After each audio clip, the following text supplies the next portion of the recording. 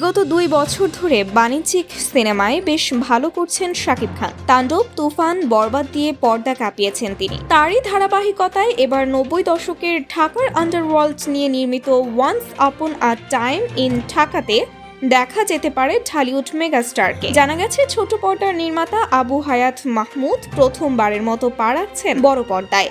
তার পরিচালনায় তৈরি হতে যাচ্ছে once upon a time in Dhaka. এই স্বাধীনের আসল নাম হচ্ছে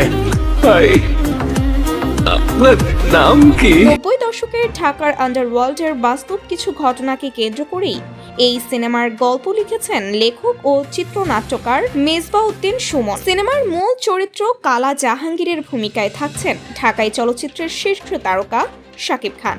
সংশ্লিষ্ট সূত্র জানিয়েছে, শাকিব খানের সঙ্গে প্রাথমিক আলোচনা, স্ক্রিপ্ট পাঠ, পারিশ্রমিক চূড়ান্ত সহ অধিকাংশ বিষয়ে সিদ্ধান্ত হয়ে গেছে। প্রতীক্ষিত সিনেমাটি 2026 সালের ঈদ উল ফিতর উপলক্ষে মুক্তি দেওয়ার পরিকল্পনা রয়েছে। সে অনুযায়ী সময় ধরেই শাকিব খানকে যুক্ত করা হয়েছে প্রজেক্টে।